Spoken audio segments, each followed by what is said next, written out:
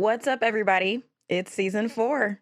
I know. I can't believe it. It has officially been 1 year since the pod has started, and so much has changed in that amount of time to put out 4 seasons in 1 year. And of course, the next year will look a little different, because as you know, when you start something new and you're being creative, you change and implement different things and try out different things. And I feel like I'm finally in my groove of how I want the show to go. So thank you so much for all of you who have been there since the very beginning. Even if you're just joining, thank you for taking the time to hear my story and all the amazing stories of the people that I bring along with me. And I am truly excited for this season and everything that I feel it's offering. This season is special to me because it is going to, be comprised of all different perspectives in terms of products, services, and nonprofits. Something that I've been seeing lately in the diabetic community is trying to figure out, convenience. I know we have, been trying to fight in the wellness world this battle of, more whole foods, more getting back to nature, more, even growing your own foods. Legit want to homestead one day so I can grow my own stuff. But even so, in the hustle and bustle of life, even if you're, working from home, convenience is still a really important thing. And so I took the time, in my off season to seek out products, services, and nonprofits who offer that. Now, the products and services piece are, we have guests who have, things to sell on Amazon to things that are actually in stores. And then services are, people who offer, either community or assistance and coaching in supporting you and your diabetic journey and being able to find a rhythm that works with you and not against you and doesn't make you have to stop and think about your diabetes literally 24/7. I know that it's hard to not do, but I definitely feel like lately my routine is very much a habitual thing. I don't think about it as hard, which makes me stress less. So, things like that. And then nonprofits, because I think it's important to know who is out there doing things for the community and who's out there providing resources and avenues to connect with others. Because if there's anything that I've learned since I've started the podcast, is that the diabetic community is huge now. And, it's a bittersweet thing because obviously there are a lot of people who, we didn't have a choice in this, right? And, from coming from like a type 2 perspective and understanding that, yes, type 2 has a bit of a slighter advantage in that it is preventable to some degree. Now, obviously there's still so much out there to learn about how type 2 develops and especially with the genetic side that, even to this day, I'm kind of wondering like, even if I did everything right, would I still have ended up here, just with my family history of type 2? But even so, there's still a slight edge of being able to get ahead of it, right? Or even get to a place where, like, if you're medication based, maybe you're able to manage without medication. Like, there's so many variables and ways of living with this, condition that it's good to know where you can find resources, where you can connect with people or services on doing that. And so I felt like it was really important to provide that and allow these I don't want to say allow, like, they need my permission, right? They have bigger platforms than me, but I just wanted to give you guys an opportunity to hear a little bit on the inside, to hear about the process of how some of these products are created, or how these services came about, or how these nonprofits were started, and to gain insight into how much our community is pushing to create such an inclusive and safe space for us as we're navigating our conditions, in our own individual way. So I am truly thankful to have met such great people this season and to get to share their stories and their amazing product services and all the like.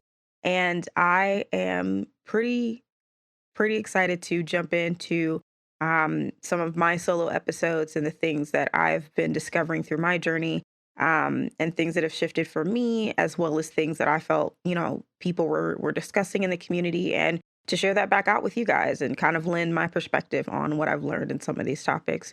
So 1 year on the pod. I still can't believe it, and I'm really glad that I decided to stick with it. Here's to, an amazing second year. Um, I will say that I am still toying with the idea of, if I want to keep it 100% seasonal. I do like the idea of breaks, um, and allowing myself and, the people that I'm starting to have involved with the show to have time off as well. So for right now, we are going to stay with seasons, but I am thinking about the idea of, you know, getting to a place where I can just release weekly with you guys. So be sure to hop in the review section. Like, the review section is not just for leaving ratings, although a rating does help, but feel free to leave your feedback. Or you can head to healingandhindsight.com/contact and shoot me a message. Let me know what you want to hear. Let me know if you like seasons, if you don't like seasons. I decided to do seasons purely for selfish reasons. I'm just going to be straight up with that. I want to make sure that I, take care of myself as much as possible. And, putting the show together is some work. I'm not going to sit here and sugarcoat it. Uh, no pun intended. But, I still enjoy it and I still want to keep doing it. And it's still pretty much me. I do have some help, obviously, on the audio side. Shout out to dad. But until I'm able to, have a team, if you will, I have to think about what's going to be beneficial for me to be able to give you guys the best flow of content, right?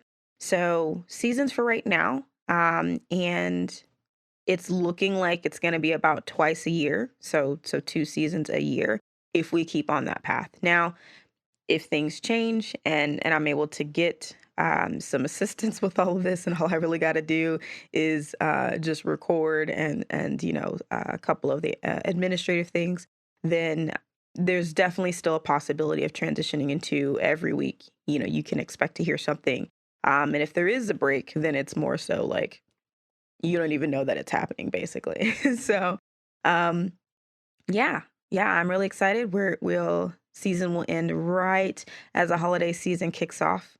Because I'd rather you guys spend more time with your family than listen to me. And then you can expect season 5 next year. So I am gonna shut up now. And well, I guess I should let you know what today's episode is about. But I wanted to make sure that you guys had an update on everything that's going on and expectations for the following year, and just to say hello and thank you again for all who are listening. Um, so, yeah, there's a lot of cool stuff going on. I'm also, you know, sticking with video. So if you're listening, make sure to head over to my YouTube channel in order to watch. Um, I will be honest, I'm not going to be doing, IGTV. I liked experimenting with it last season, but I really feel like I just want to focus more on, engagement on Instagram and like doing like short form video content. So, yes, reels and things are coming. But I really like, YouTube setup and the ease of being able to post things on YouTube. Posting on IGTV it's a process, y'all. Straight up, it is such a process. And so I am just going to yield in understanding that that's not. I don't want to spread myself too thin. That's really all I'm trying to get at. When you're pretty much a one woman show for like your marketing and all that stuff like that, it's a lot. So I'm stepping back just a tiny bit to recognize where I should put my energy into things. I've been thinking about TikTok. I think TikTok is going to be a thing, but I'm trying to get my flow down with, the short form video content. Shout out to everybody who does Reels and TikTok, because I think I'm just more fascinated when I'm watching like just the creativity that people can do with, you know, 30-second, 60-second videos, right? And I'm a part of the Vine era, so it's like it's possible, but it's just like to pack so much into less than 30 seconds, like how? So, anyways, um So all of that is coming. There's just a lot. I'm excited, and I have so many ideas, and I'm just trying to set myself up in a way that's not going to burn me out, but also is going to be thoughtful to providing, content that you guys want to pay attention to. But the ultimate thing that will always be here is 100% this pod, um, because I like sitting here and talking. Apparently, no shame in that. So today's episode, I really want to dive into something that I've been, kind of trying to find my stride with, and I'd love to hear y'all's thoughts on this as well.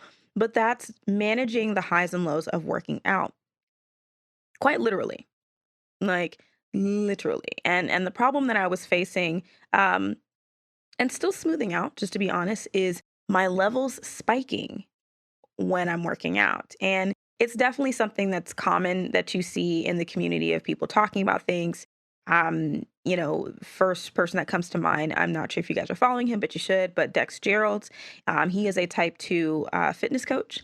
And I love watching his content on Instagram because not only does he provide really easy workouts that you can do, but he also speaks to, um, you know, the things that can happen. He's even shown during his workouts, like, hey, your levels will start to get really wonky. And just kind of breaking that down and understanding why a little bit and how to kind of set yourself up for success whenever you want to work out. Because, and you're going to hear me say this throughout the episode, but I actually like to refer to it as joyful movement. Shout out to Dr. Dodell, the endocrinologist from last season, who kind of introduced that phrasing to me because we all know that working out is something that is just thrown in our face all the time as diabetics, right? But when it's presented in this way of like this tedious chore like thing to do to keep yourself in check, obviously plenty of us don't want to do it, right? And so I like using the phrase joyful movement because I understand that it's something that makes me feel good at the core, but it also has this ripple effect of benefits in support of my condition, right? So I want us to think about how we should prepare for working out. I want us to think about, feeling confident about doing joyful movement and wanting to get our blood pumping, things like that. There's nothing wrong with it. Optimizing our bodies for our health, I do feel like is important. And it's just all about how we think about it and how we rephrase things in our minds. So, we're going to dive into it. We're going to talk about some ways that we can, kind of navigate all of this together so that way we can be prepared the next time that we want to hit the gym. If you do like going to the gym, I do like lifting weights, so I'm not sure if anyone else is into that, or, how to prepare for when you're going to be doing rigorous activity, whether that's your joyful movement, whether that's something that do in terms of like if you garden, if you just like going for walks, whatever. Paddle boarding is huge here in Austin, stuff like that. So, how you can prepare, how you can manage, and kind of test how you can keep your numbers as best as possible in range. So, y'all already know how it goes. Let's do it. You're listening to Healing in Hindsight, your no BS source for thriving with diabetes. What's up, guys? I'm Taylor Danielle, and it's my goal to help millennial diabetics like myself live an amazing life without your diagnosis getting in the way. I get it. I was diagnosed back in 2015 with type 2 diabetes, and it was really hard to find people around my age to understand how to travel, socialize, or even have meaningful relationships. But I feel like with a focus on mindset, perspective, and nutrition, together we can take back our health and our lives. Consider this the red table talk, but for diabetics. Minus the entanglements, though. So let's do it. All right, so joyful movement, working out, exercise, activity, whatever term you want to use. It definitely kind of feels like you're constantly told that's the solution to managing your diabetes is just working out. Like, how many times have you been told that? Probably, I'm pretty sure just about at every turn.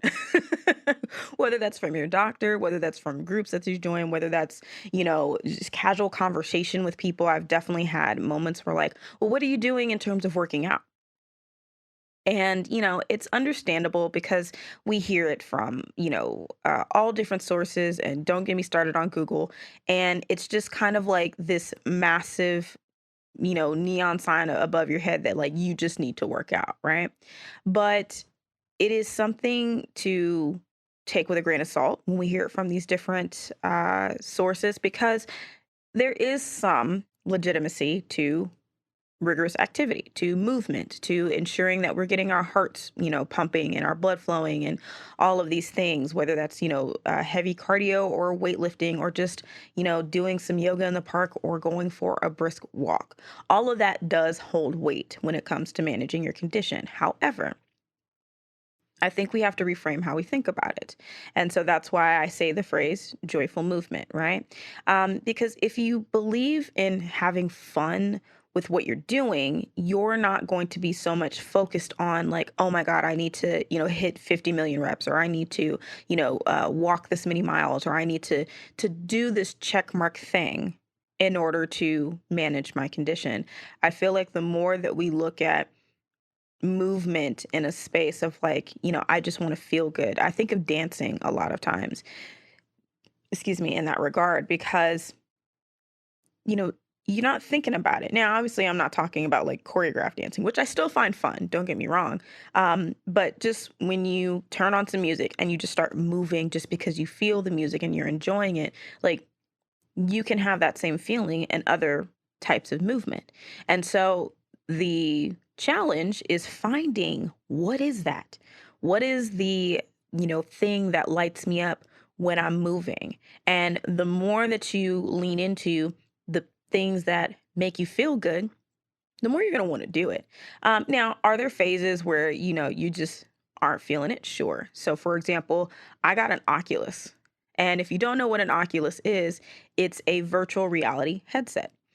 And, I'm a nerd, I'm a gamer. So, anything that gives me a game like element, um, I'm usually perking my ears up to. And even better, it submerges me into this game like element. And you know that you are wearing a headset, you know that all of this that you're seeing is virtual reality and it's not real, but at the same time, because of the illusion aspect that's, literally going through your eyes, like it's like I can't help, my senses can't help but react to that. This is kind of real. The first time that I did VR was during South by Southwest, which it's so weird to not really have happening because of the pandemic and everything.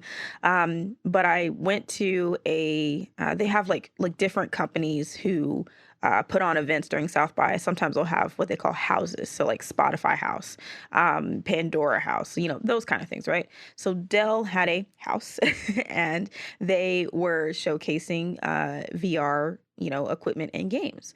And so I did the Spider-Man VR game, and this was probably like 2018, 2017, 2018, one of those. And I'm standing on a crane, right? Because we all know Spidey can get anywhere basically, especially heights. He just loves heights. And I know that I'm standing on top of a crane, but I'm also standing in the middle of this huge, like they have this huge warehouse thing that they used. Um, and that I'm not in New York, that I'm clearly in Texas, but it felt so real because of the visual aspect. And so I was scrolling through Instagram and, them ads are real. And I had been thinking about what do I want my joyful movement to be?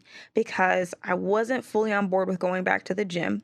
And even still, going to the gym is still somewhat of an overwhelming experience for me because I freeze up. I don't know what to do. There's so many options. It's overwhelming. And I'm just like, what should I do? I'll just get on the treadmill. Like that is legitimately my go-to is getting on the treadmill. So and even with weights, like I have a, PDF file or an app of like a weight routine that I want to get behind, right? But even so, when you show up and you find these fitness guides, like you have to hope that that location has the machines that you need. And sure, some of them will have alternatives, but even as a woman, still, like it's hard when you want to do heavy weights and you walk in and there's just all these muscle bound dudes that are there. And I know that they ain't checking for me, y'all. Like I get a lot of people in the gym, and if anybody is like me, please hear me when I say this. They're not thinking about us. Okay.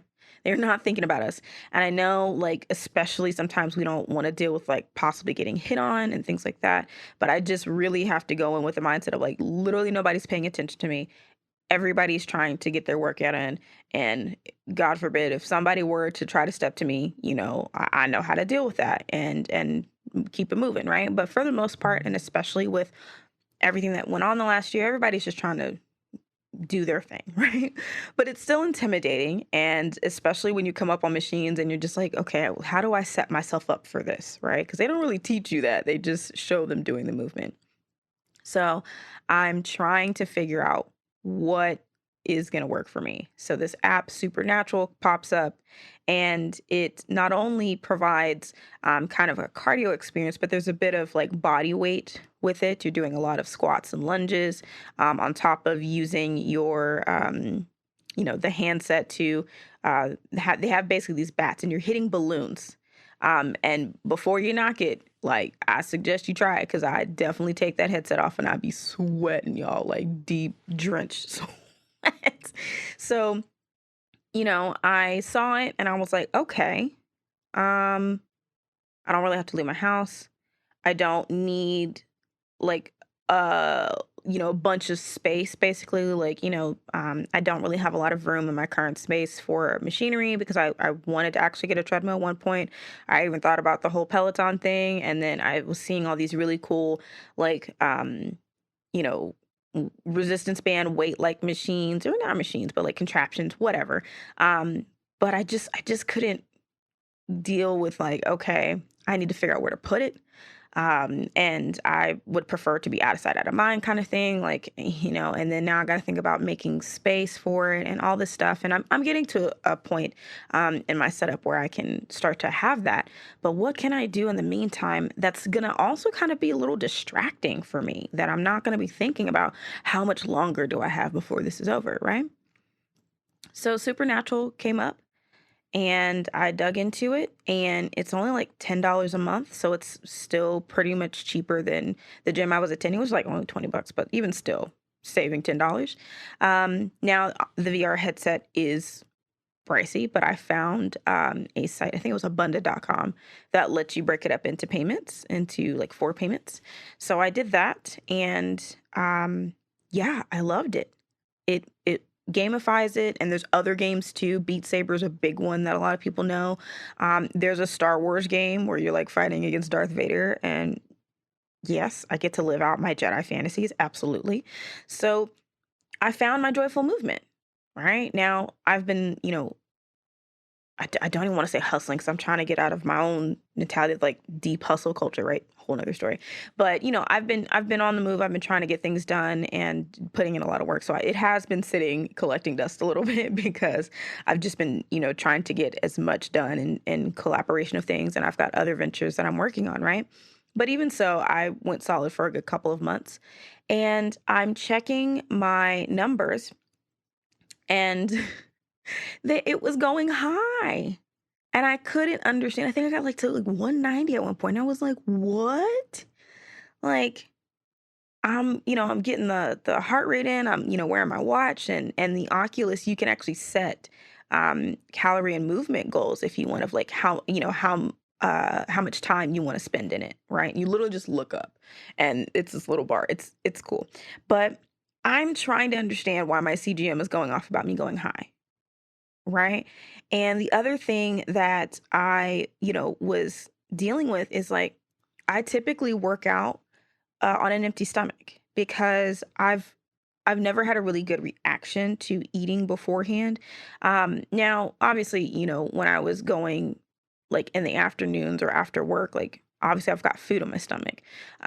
But mornings to me are usually my preferred time because I like to get it over with. I don't know about you guys, but thinking about going to the gym after work, after I've had a long day, and I haven't found that rhythm of like working out being a release for me. So I want to get it over with so that way when I get off work, I can go home. Or, I mean, now I'm already home, but you get it. You get what I'm getting at. So I really was trying to understand this. I was trying to understand why I was going high, why I was going low. And I realized that I just kind of needed to scale back a bit and just think through a couple of factors before I just like dove in, because that's what I did. I just dove in. I didn't really think about how to set myself up for success. So that leads me to like my first kind of tip on dealing with the highs and lows of working out is think about, do you want to work out in the mornings?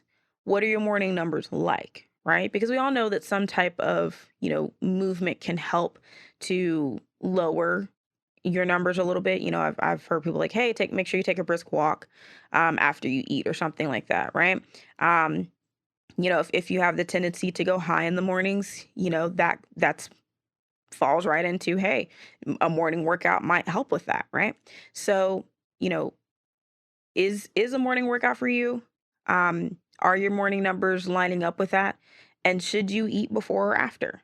And apply that to any other time. Okay, maybe you don't like working in the morning. Okay, is an afternoon, evening workout for you?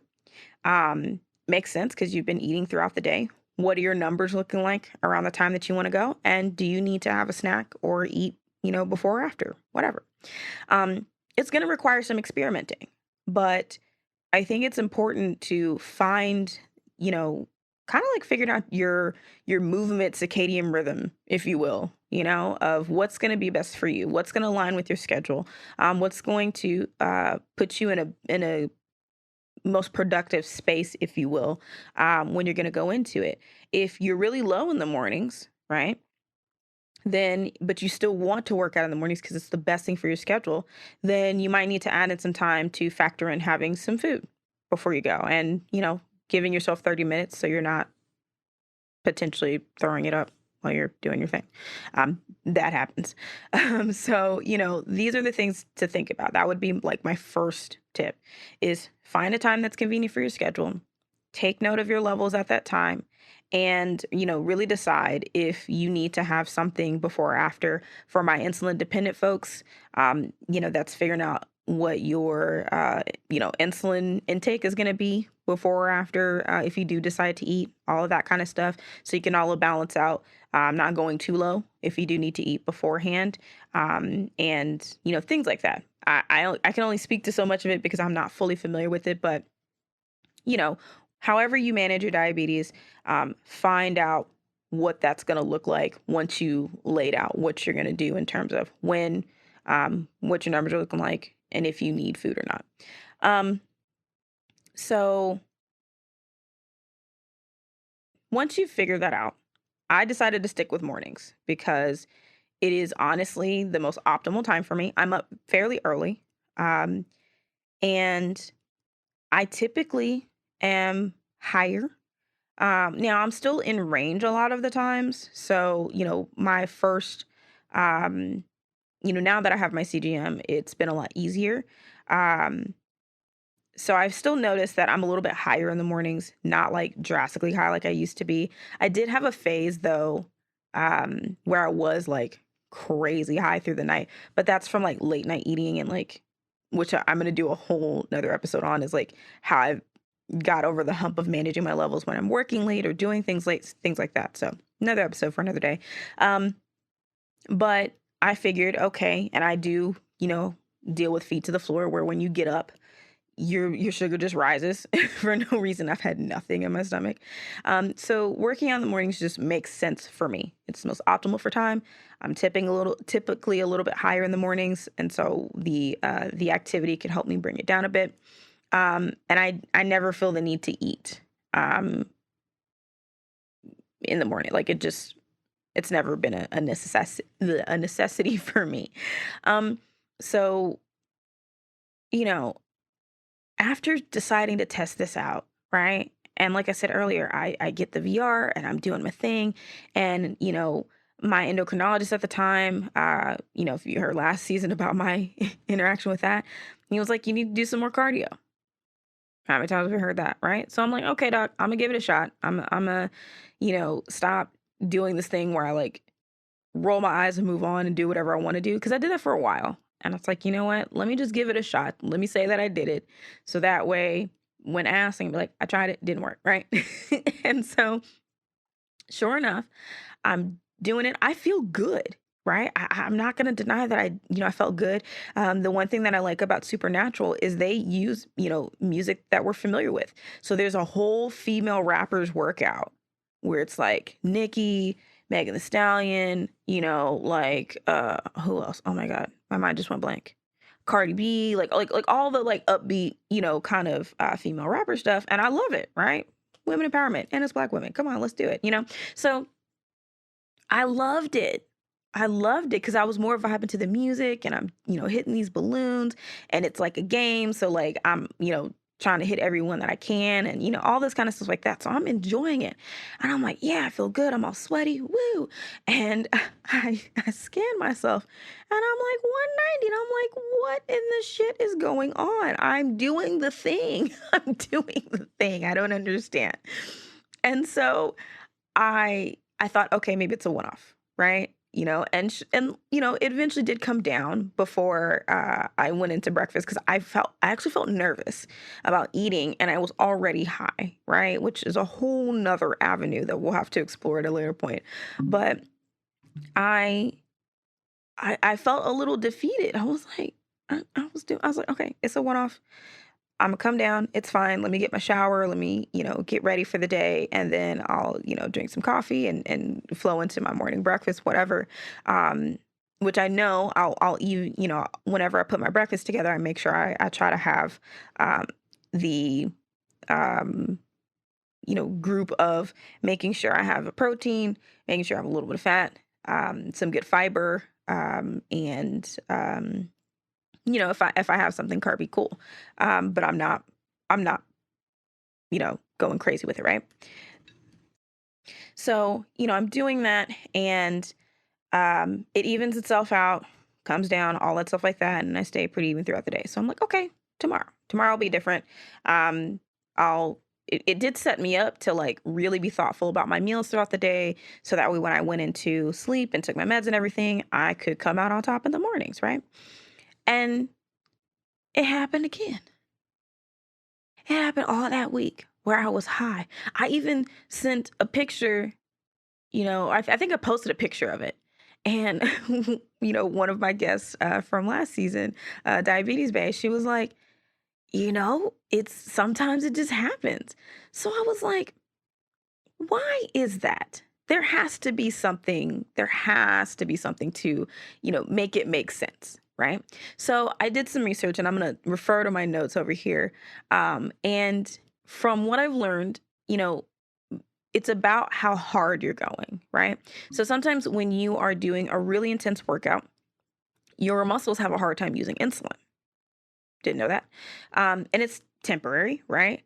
So if you notice that you're spiking, it might mean that you're going a little too hard, right? It might mean that the intensity of what you're doing might need to come down a bit. And it makes sense to me because when you think about heart rate workouts, I remember a trainer once that I worked with was like, "Yeah, we want to keep your heart rate at like 130 ish, right?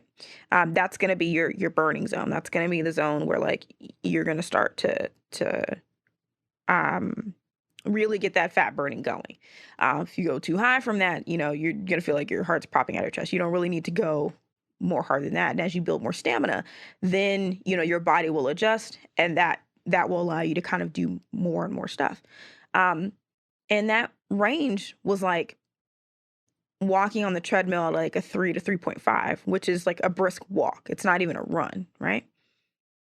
It's kind of the same with any other workout that you're doing. So I'm doing this crazy high cardio workout and I know that first week I didn't really pay attention to my heart rate like that. But when I did, it was going, it was pounding, right? And not that it's necessarily a bad thing. It's just at that particular moment, muscles couldn't do anything with the insulin in order to get the energy that I needed to keep going. Um, so I learned, maybe do a more milder level, right? Um, and sometimes, you know, it's more of a slow and steady, longer term that you see more evenness, right? So like hit workouts. Um, Sometimes it's like spike, spike even, right? Weights though. when I was, I did eventually make my way back to the gym, but when I started doing weights, because I was doing more slow um, and thoughtful movements in terms of like doing each set, your heart rate does go up, but it doesn't go up to the same intensity that it does with cardio. So I saw my numbers stay pretty level. Um, I don't know. And for some people, it's the reverse. For some folks, the cardio's going and you're dropping, right?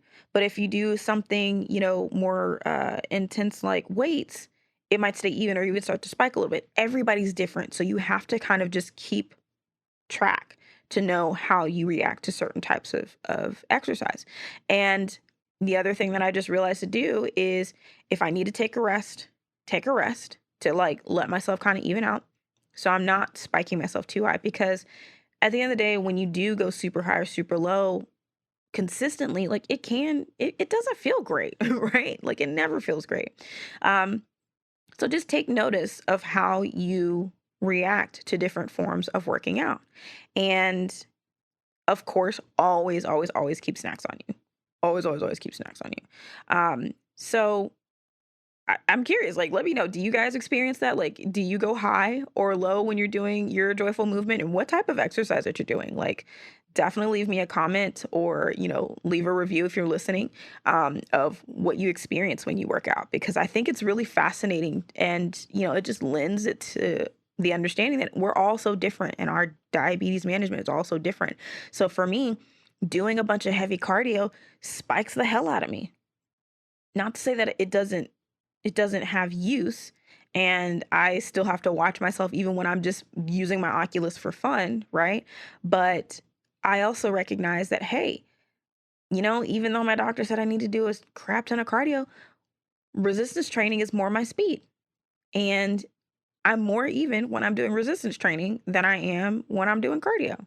Cool. Maybe I'll do like a brisk something, or a moderate level something once or twice a week. But for the most part, resistance training is more my go ahead. So now I get to figure out how I can incorporate more, either if that's body weight exercises or finding some type of resistance bands that I can do, and maybe even do that with my Oculus. I mean, they're coming up with so much stuff for it, like it's insane. So I now kind of know where I need to go with that. So let me know what your reactions have been to working out. So the last thing that I kind of wanted to touch on is, you've got your routine going, you've kind of figured out what type of movement works best for you, whether that's really rigorous, whether that's slow and steady, whatever it is, and you're pacing yourself. Um, and it's helping you out and you're helping your insulin sensitivity because when you do have movement and you start to reduce some of the fat and you start to build muscle, it definitely helps your insulin sensitivity, right? So you you found your stride, right? That's all I'm getting at. You found your stride. But if you're someone like myself where you really are trying to optimize your body and allow it to be at its peak, supplements typically pop up, right? Workout supplements. I am not the most energetic in the mornings. My, um, sleep cycle is to be up really early because that's what I did for, years and years of, working in the corporate world. So me popping awake at 5:30 in the morning is normal even before my alarm. And it's funny because, since I still struggle to sleep completely through the night. Um when I was diagnosed, I had the same similar symptoms, a sticky dry mouth, peeing all the time, whatever. And so I was always getting up to go to the bathroom in the middle of the night. Never feels like clockwork. So between about 3 and 5:30 in the morning, I have my daily pee break. Like, no joke. It never fails. Sometime between those hours, I'm going to the bathroom. And more recently, it's been closer to 5, which I appreciate because then at that point, it's just like I might as well stay awake and start doing stuff, get ready to work out, whatever, plan my day, all this stuff. I do like to have the early hours of the morning to myself. And then I start working on the show and other things around that, like, 10 a.m. kind of marker. So I realized that, you know, pre-workouts are really helpful to me. But I literally have 2 jars of pre-workout right now that has been sitting for, oh, it's been a year now. Ooh, it's probably, well, one's not even opened, but the other one's probably, I probably should just throw it out. But I just did not react well to it. It was icky sweet. Like, and I don't want to put, like, I'm not trying to down a gallon of water just to like dispel the taste, thin out the taste. Um, and so like on top of that, because I usually go for like a fruit punch, like a juice kind of flavor. I don't usually like um singular flavors unless it's like really tasty, right? So it made my lips tingle almost like I was having an allergic reaction. And I've only had two in my life. Um, but yeah, it was like really tingly and it kind of freaked me out. And my arms felt itchy. And I've heard of these types of reactions with people who use pre-workout. Like it's just something about how much stimulant is in it. Like it just sets it off. And after like 3 uses to make sure like it was just this, and I also like wasn't having a reaction to it, I had to stop taking it. But I'm not really a big black coffee person, and I don't. Me and caffeine have a love-hate relationship, so it was just kind of like, well, if I'm gonna get up in the morning, I need a pick me up. I need something that's gonna help me be energized to do this workout. It's just not in me to like raw energy by myself to do it.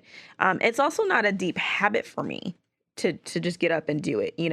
Um, and then also protein powder. Um, I do not get enough protein in the day. I really don't. And it's kind of shocking. And I like protein shakes. I really do. So it's like, okay, that's something else that I want to like incorporate. And then BCAA powder to help with hydration and recovery. I actually really love BCAA powder. And anytime that especially with weight training, that I've incorporated that into my day to day, nutrition, whatever, I feel so much better. I'm more willing to hit the weights because I don't feel all stiff and achy. And, you know, when you do a really hard, body weight workout or workout and it's been a while and, that the next couple of days, because sometimes for me, my soreness is delayed, so I don't always immediately feel sore the next day. It'll be like the second or third day after, right? And you wake up and you can't move. Like you just stuck, right? So like BCAAs, the minute that I make sure that that's back into my routine, I'm fine because it's really helping with my muscle recovery and hydration. But you're always finding stuff that is just sickly sweet or it has a bunch of crap in it. And so supplements is definitely something that, I know a lot of people want to get into or try to incorporate when they're working out, even as diabetics. And so of course you want to give your body the best, recovery options and nutritional things to aid that, right? So my last kind of little thing to touch on when you're dealing with, trying to adjust to working out and trying to find your joyful movement, but not go all the way up and down, and you want to aid in your recovery and kind of take it to the next level to optimize your workouts, right? Just research before you buy. And I know that that can be a little bit tedious, but I promise you it's helpful in the long run because there's nothing worse than walking into a GNC, vitamin shop, whatever your local nutritional supplement place is, and you're overwhelmed by the amount of options, right? So research the company that you're thinking about buying from, or especially if you're buying off of Amazon. Um, Think about the types of supplements that you want to invest in. I know for me, I already take enough pills. If it's a pill form, I'm not doing it. It usually needs to be a drinkable form of some kind because I'm constantly drinking throughout the day. Like hands down. I probably should just switch to drinkable meals. Because I just, I always have something, right? So research the company. If you do have a local supplement shop, uh, ask the people that work there. A, you'll find out if they really know what they're talking about, right? And B, a lot of times I found they really do. And you can have them cut out the noise, right? Because I've definitely gone into GNC before, and I was like, I need a protein powder and I need a BCAA. I am a diabetic, so I need to be very clear about that. I need all the excess crap out of it, like, you know. And so he got me. Now it was GNC branded, but he was honest about it. He was like, "Hey, depending on your budget, this brand of BCAA, which is the GNC one, but I can attest it's good. It's no sugar. I looked at the ingredients. It was subpar. It was enough, right? When I was taking it, I wasn't spiking crazy. And then same thing with protein powder. I used to be a Lifetime Fitness member, and I really like their protein powder, their Isolate Whey. I still have some, but I'm gonna need some more soon, and I would like to try some other options. But anyways, talk to them about the ingredients, and if you see ingredients that you don't understand, ask them, "Do you know what this is?" Cuz there are a lot of other, ingredients in workout supplements that are actually like okay, but because the name is wonky, and when we've been taught about labels, like if you can't understand, if you can't read it, like it don't need to be in there, right? So it's just like, how do I differentiate? So ask them, what is this, what is that? Pull my phone out, what is this, what is that? Research it.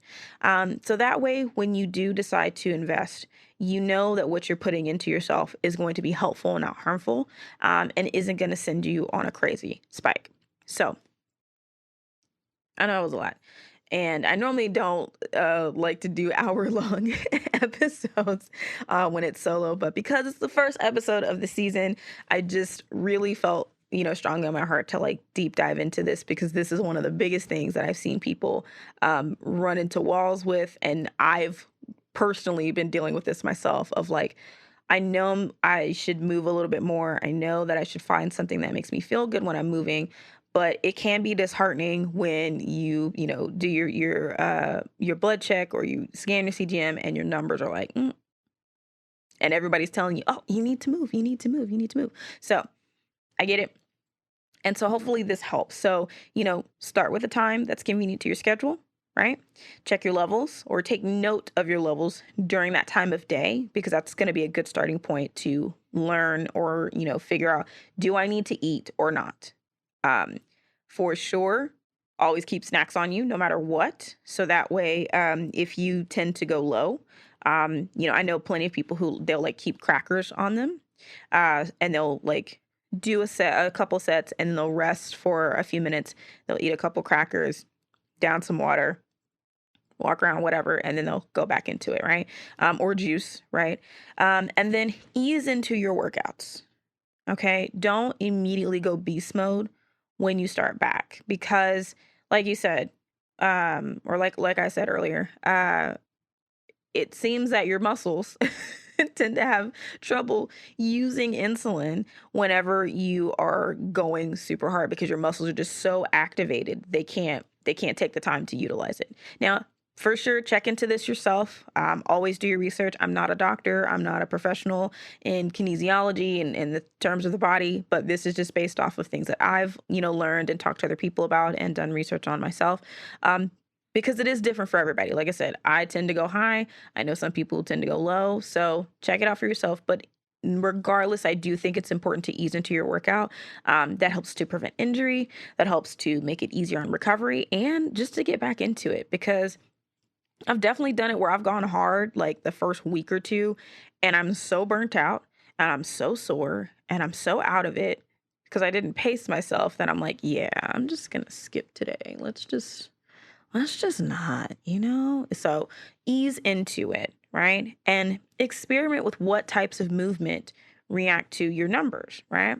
Um, and then if you want to venture into supplements, if you want to take it to the next level to, help with recovery, to give yourself a bit of an energy boost, to optimize your muscle build. And I don't mean muscle build like bodybuilders, especially to my ladies. Like, please don't be afraid of weights. Please don't be afraid of like um, anything that's going to benefit your muscle. It does not mean that you are going to be bulking necessarily. It's just supporting your muscles. Because remember, the more muscle that you have, the more fat that you burn, and the more insulin sensitivity that you have. Just saying. So you don't have to be, She-Hulk.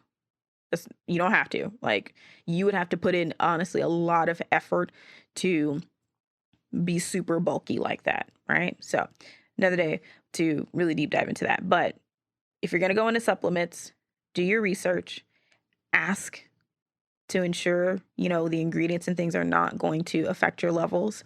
And, the cleaner, the better, right? Because like I said, I got a pre-workout sitting up there and no, and I do know GNC does this.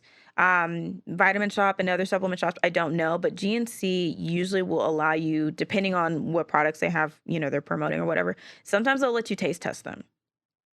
So keep that in mind. I know the BCA that I ended up buying at the time, this was like a year ago, he was able to let me taste it so I could be on board with the taste. And I actually sat there for a minute, and then I tested when I still had my other glucometer. I tested myself. I was like, "Are you gonna be weird if I like prick my finger?" He's like, "No, I get it." So I did that to see if I was gonna get a spike, because a lot of things that say no sugar don't necessarily mean it won't spike you. Like, it's unfortunate, but it is what it is. So things to think about. Working out can definitely benefit you. I would suggest thinking of it in terms of joyful movement, like I said earlier. Incorporating movement that makes you feel good is going to make you want to do more. It's going to set you up for success, honestly, whether that's at the beginning of the day, middle of your day, or end of your day. It's not about dropping a bunch of weight. It is 100% about optimizing your body and your health.